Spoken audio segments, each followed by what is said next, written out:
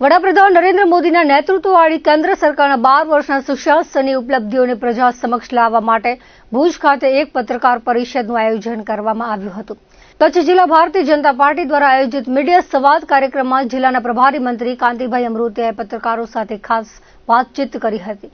આ પ્રસંગે તેમણે દેશના યશસ્વી વડાપ્રધાન નરેન્દ્ર મોદીના 26 વર્ષના શાસનકાળ દરમિયાન કચ્છમાં થયેલા વિકાસ કાર્યોની વિસ્તૃત ચર્ચા કરી હતી.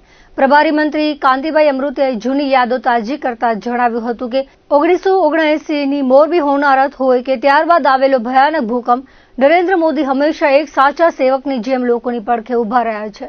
ભૂકંપ સમયે જ્યારે એવી આશંકા હતી કે કચ્છ ફરી ક્યારે બેઠું નહીં થાય, લોકો અને પશુધન અહીંથી પલાયન કરી જશે, ત્યારે તત્કાલીન મુખ્યમંત્રી નરેન્દ્રભાઈ મોદીએ કચ્છને વૈશ્વિક ફલક પર ચમકાવવાનો સંકલ્પ લીધો હતો. આજે તેમનો આ સંકલ્પ સાકાર થયો છે અને કચ્છ વિશ્વભરમાં આકર્ષણનું કેન્દ્ર બન્યું છે. સરકારે કરેલા સારા ભૌગોલિક અને વિકાસલક્ષી કાર્યોની મીડિયાના પ્લેટફોર્મ દ્વારા લોકો સુધી પહોંચાડવા તેમણે અપીલ કરી હતી. મીડિયાને સંબોધતા પ્રભારી ફલજીભાઈ ચૌધરીએ જણાવ્યું હતું કે વડાપ્રધાન નરેન્દ્ર મોદીનો સૌનો સાથ, સૌનો વિકાસ, સૌનો વિશ્વાસ અને સૌનો પ્રયાસના મંત્રને કારણે આજે દેશ પ્રગતિના પંથે આગળ વધી રહ્યો છે. સાંસદ વિનોદભાઈ ચાવડાએ જણાવ્યું હતું કે વડાપ્રધાન નરેન્દ્ર મોદીના નેતૃત્વમાં કેન્દ્ર સરકારના સફળ 12 વર્ષ પૂર્ણ થયા છે અને દેશ સતત પ્રગતિના પંથે આગળ વધી રહ્યો છે. વડાપ્રધાનના મજબૂત નેતૃત્વને કારણે જ આજે ભારત વૈશ્વિક સ્તરે નવી ઊંચાઈઓ સર કરી રહ્યું છે. જિલ્લા ભારતીય જનતા પાર્ટીના પ્રમુખ દેવજીભાઈ વરચંદે જણાવ્યું હતું કે વડાપ્રધાન નરેન્દ્ર મોદીના નેતૃત્વમાં કેન્દ્ર સરકારે છેલ્લા 12 વર્ષથી ગરીબ અને મધ્યમ વર્ગના લોકોના જીવન ધોરણમાં સુધાર થાય તે માટે સતત ચિંતા સેવી છે. ગરીબોના કલ્યાણ માટે કેન્દ્ર સરકાર દ્વારા અમલમાં આવેલી અનેકવિધ જન કલ્યાણકારી યોજનાઓના કારણે ગરીબોના જીવન ધોરણ સુધર્યા છે. સાથે જ દેશના કરોડો લોકો ગરીબીથી બહાર આવ્યા છે. વડાપ્રધાન નરેન્દ્ર મોદીએ વર્ષ 2047 સુધી દેશને વિકસિત રાષ્ટ્ર બનાવવાનું આહ્વાન કર્યું છે. ગરીબોના કલ્યાણ અને છેવાડાના અંતિમ વ્યક્તિ સુધી વિકાસ લાભ પહોંચાડી વિકસિત ભારતની પરિકલ્પનાઓને સાકાર થશે તેવું તેમણે વધુમાં ઉમેર્યું હતું. ભારતીય જનતા પાર્ટી દ્વારા આ કચ્છ જિલ્લાની પ્રેસ વાર્તામાં ઉપસ્થિત પ્રભારી મંત્રી શ્રી સન્માન્ય શ્રી કાંતિભાઈ અમૃતિયા, પ્રદેશના મહામંત્રી અને ધારાસભ્ય શ્રી અનિરુદ્ધભાઈ દવે, જિલ્લા ભાજપના સન્માન્ય પ્રમુખ શ્રી આદરણીય દેવજીભાઈ, અમારા સંગઠનના પ્રભારી શ્રી ફલજીભાઈ, સન્માન્ય આપણા ધારાસભ્યશ્રીઓ કેશુભાઈ, આદરણીય પ્રદ્યુમનસિંહજી, અમારા મહામંત્રીશ્રીઓ, અમારા મીડિયાના મિત્રો, આપ સૌ પત્રકાર ભાઈઓ અને બહેનો અને મારા યુવાન સાથી મિત્રો, વિશેષ રૂપે આજે જ્યારે આ પ્રેસ વાર્તાની અંદર આપણે સૌ જાણી છીએ એ રીતે કે આપણા દેશના વડાપ્રધાન શ્રી નરેન્દ્ર મોદી સાહેબ કે જેઓ સતત ચૂંટણી જીત્યા પછી આ દેશની અંદર ચૂંટણી જીત્યા પછી સતત પ્રધાનમંત્રી તરીકે સેવા આપવાનો અવસર અને એક રેકોર્ડ ઐતિહાસિક આજે જ્યારે એમના નામે થયો છે, એટલે કે સતત પ્રધાનમંત્રી તરીકે ચૂંટાયા બાદ સેવા કરવાનો અવસર મળ્યો છે, જેના ભાગરૂપે આજે દેશની અંદર અનેક કેન્દ્ર સરકાર, અમારી રાજ્ય સરકારો અને અમારા સંગઠન દ્વારા વિવિધ પ્રકારના કાર્યક્રમો થઈ રહ્યા છે. 12 વર્ષ વિશ્વાસના, વિકાસના અને જન કલ્યાણના અમારા બધા જ મહામંત્રીશ્રી અને પ્રભારીશ્રી અને પ્રભારી મંત્રીશ્રી વાત કરશે, પણ જે આ 12 વર્ષ વિશ્વાસના, વિકાસના અને જન કલ્યાણના વિશ્વાસની વાત કરીએ તો આજે દેશની અંદર અનેક લોકોનો વિશ્વાસ જ્યારે આદરણીય શ્રી નરેન્દ્ર મોદી સાહેબે જીત્યો છે, ત્યારે સતત ત્રીજી વખત આજે દેશના પ્રધાનમંત્રી તરીકે એમને સેવા કરવાનો અવસર મળ્યો છે. આજે વિદ્યાર્થીઓ સાથે સંવાદ કરતા હોય, પરીક્ષા આપે ચર્ચા હોય તો એ લાખો કરોડો વિદ્યાર્થીઓની અંદર પણ એક વિશ્વાસ જીતવાનું કામ એમણે કર્યું છે. દર વર્ષે વિદ્યાર્થીઓને એવું લાગે કે દેશના વડાપ્રધાન શ્રી અમારી સાથે વાત કરશે. એ યુક્રેન રશિયાનું યુદ્ધ ચાલુ હોય અને એ યુદ્ધ રોકાય દેશના વડાપ્રધાન શ્રી નરેન્દ્ર મોદી સાહેબની અપીલથી, અને એ દેશના નાગરિકો અને ભણતા યુવાનો એ ભારત દેશની અંદર પરત ફરે, આ વિશ્વાસ લોકોએ, યુવાનોએ, વિદ્યાર્થીઓએ નરેન્દ્ર મોદી સાહેબ પ્રત્યે એમનો ઊભો થયો છે. મોદી સાહેબના 12 વર્ષ સુશાસનના મોદી સાહેબનો મંત્ર રહ્યો છે સૌનો સાથ, સૌનો વિકાસ, સૌનો પ્રયાસ અને સૌનો વિશ્વાસ. મોદી સાહેબે ક્યારેય એવું નથી કહ્યું કે આ કામ હું એકલો કરું. જનભાગીદારી, લોકોનો સહયોગ, નાગરિકોનો સહયોગ, એમની શુભકામના, એમના આશીર્વાદ, એમના પ્રયાસ, એના જ કારણે આ દેશનું નિર્માણ થઈ શકે. આ મંત્રે નરેન્દ્રભાઈ મોદી સાહેબનો આ ભારતનો વિકાસ એ જ્યારે ગુજરાતના મુખ્યમંત્રી ત્યારે એવું કહેતા હતા કે ગુજરાતના વિકાસથી રાષ્ટ્રનો વિકાસ. આજે એવું કહે છે કે ભારતના વિકાસથી વિશ્વનો વિકાસ. આ દેશની સંસ્કૃતિનો જે મૂળ મંત્ર છે વસુદેવ કુટુંબકમ. ભારત ક્યારેય માત્ર પોતાનું વિચારતું નથી. આ દેશની સંસ્કૃતિ છે વિશ્વનો વિકાસ, વિશ્વનું કલ્યાણ. અને આ મંત્ર સાથે નરેન્દ્રભાઈ મોદી સાહેબે આપણે કોરોનામાં જોયું કે આ દેશના વડાપ્રધાન એ કોરોનાની રસી જ્યાં શોધાતી હોય ત્યાં લેબમાં જઈ અને વૈજ્ઞાનિકોને પ્રોત્સાહન આપી એના દેશને બચાવવાનું તો કામ કર્યું, પણ વિશ્વના દેશોને પણ એમને જીવન રક્ષક કોરોના રસી પૂરી પાડવાનું કામ કર્યું. સંરક્ષણ ક્ષેત્રે માનનીય પ્રધાનમંત્રીજી આ દેશના એક રેન્કના બીએસએફમાં હોય, સીઆરપીએફમાં હોય કે આર્મીમાં હોય, એક રેન્કના અધિકારીઓ હોય, એના સોલ્જરો હોય, સૈનિકો હોય, પણ એમના બધાના પેન્શનના ધોરણો જુદા જુદા હતા. એ બધાને આ દેશ માટે જે માથા આપવા માટે તૈયાર હોય, આ દેશ માટે જ્યારે પોતાનું જીવન કુરબાન કરવા માટે જ્યારે આપણા દુશ્મનની આંખમાં આંખ મિલાવીને જે સૈનિક ઊભો હોય એની વેદના સાંભળનાર કોઈ નહોતું.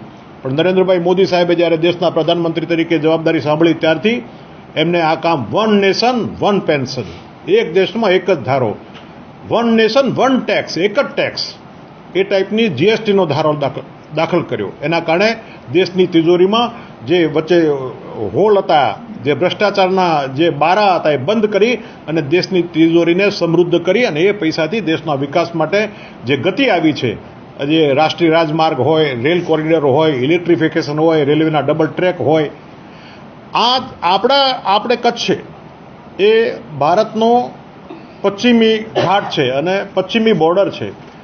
એના જવાનો માટે આપણે પાણી, શુદ્ધ પીવાનું પાણી નહોતા પહોંચાડી શકતા.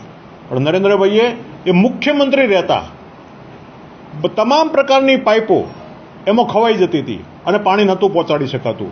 તો એમને સ્પેશિયલ ટેકનોલોજીવાળી પાઇપો નાખી અને આપણો દેશનો જવાન જ્યારે 45 ડિગ્રી તાપમાનમાં દેશની રક્ષા કરવા માટે જ્યારે ખડે પગે ઊભો હોય તો એને શુદ્ધ પીવાનું પાણી પહોંચાડવાનું કામ સૌથી પહેલાં કોઈએ કર્યું હોય તો આપણા પ્રખર રાષ્ટ્રભક્ત પ્રધાનમંત્રી શ્રી નરેન્દ્રભાઈ મોદીએ કર્યું છે.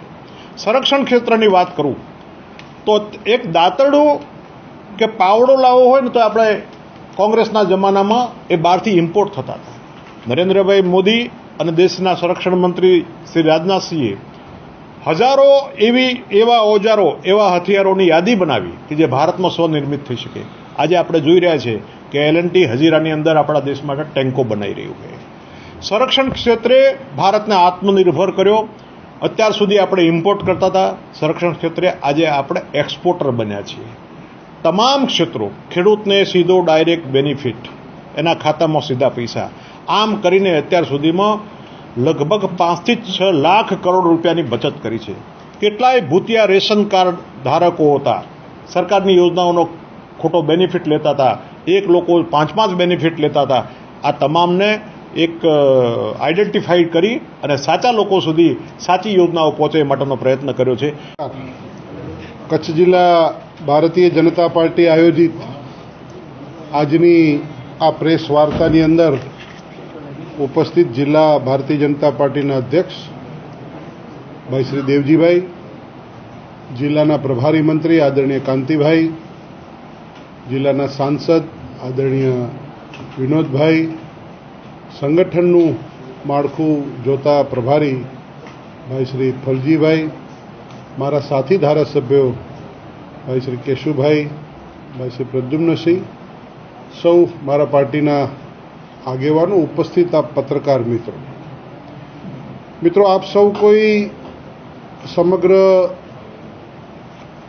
ઘટનાક્રમથી વાકેફ છો કે સાતત્યપૂર્ણપણે ત્રીજી વખત પ્રધાનમંત્રીશ્રીને ભારતની જનતાએ આશીર્વાદ આપ્યા છે.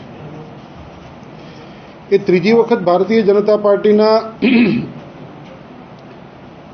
આગેવાન સર્વાધિક લોકપ્રિય પ્રધાનમંત્રી શ્રી મોદી સાહેબને આશીર્વાદ આપવા પાછળના કારણો છે વિકાસ, વિશ્વાસ અને જનકલ્યાણ. પ્રજાનો વિશ્વાસ જીત્યો છે એટલા માટે પ્રજાએ વારંવાર કરીને પ્રધાનમંત્રીશ્રીને ફરીથી નેતૃત્વ દેશનું સોંપ્યું છે. જે સોંપાયું છે નેતૃત્વ, એનું કીધેલું કર્યું છે, એના આ કારણો છે. કચ્છની સ્થાનિકની વાત કરીએ તો માનનીય સાંસદશ્રીએ વાત કરી છે, પરંતુ બ્રોડગેજમાં રૂપાંતરિત, ભુજથી કરીને નલિયા સુધીનું બ્રોડગેજનું રૂપાંતરિત થયું છે. આવનારા દિવસોમાં અનેક રસ્તાઓ નેશનલ હાઈવે ચતુર્માર્ગી થઈ રહ્યા છે. આપને સૌને વિદિત છે કે એક નવી રેલવેનો કોરિડોર આખો રણના સીમાડા ઉપરથી છેક લખપત સુધી એ પણ પ્રોજેક્ટ મંજૂર કરેલો છે. આવનારા દિવસોની અંદર ગુજરાતના માનનીય મુખ્યમંત્રી શ્રી ભૂપેન્દ્રભાઈ પટેલ સાહેબ, માનનીય પ્રધાનમંત્રી શ્રી નરેન્દ્રભાઈ મોદી સાહેબના માર્ગદર્શન નીચે અનેકવિધ વિકાસના કાર્યો ગુજરાત કચ્છની અંદર પણ લાવી રહ્યા છે. એ કચ્છની અંદર આ કચ્છ એ આખા ગુજરાતનું ગ્રોથ એન્જિન છે. એ ગ્રોથ એન્જિન જ્યારે થઈ રહ્યું છે એ સંદર્ભના આજના આ 12 વર્ષના વિકાસ, વિશ્વાસ અને જનકલ્યાણની વાત આપની સમક્ષ મૂકી છે.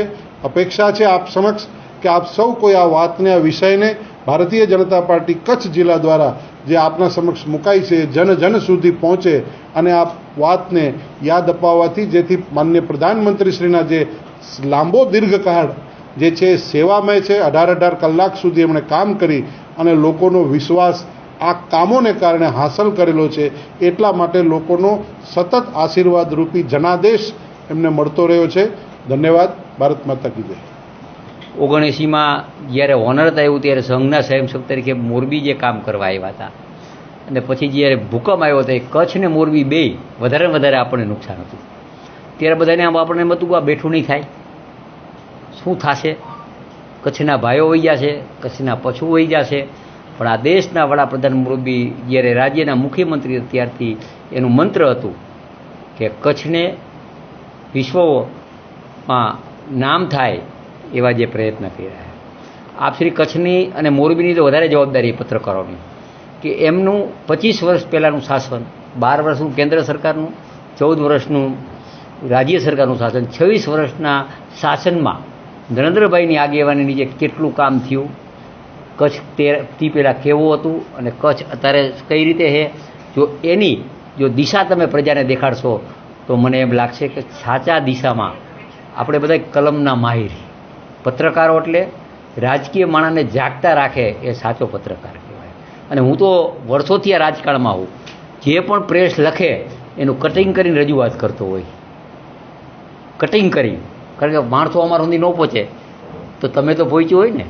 છાપાનું કટિંગ, પ્રેસનું કટિંગ, સોશિયલ મીડિયાનું લીડ જોઈ તો તમે અમને જાગૃત રાખવા માટેના એક પ્રતિનિધિ છો, પણ સાથોસાથે સારું જે કામ કરતા હોય એને બિરદાવવા માટે આ દેશના વડાપ્રધાન મુરબી નરેન્દ્રભાઈને મારી નમ્ર વિનંતી છે પ્રભારી મંત્રી તરીકે કે બિરદાવવા માટે સાચું ભૌગોલિક રીતે ગોતી અને એને પ્લેટફોર્મ ઉપર મૂકશો એવી હું અપેક્ષા રાખું. ભારત માતા કી જય. વંદે માતરમ.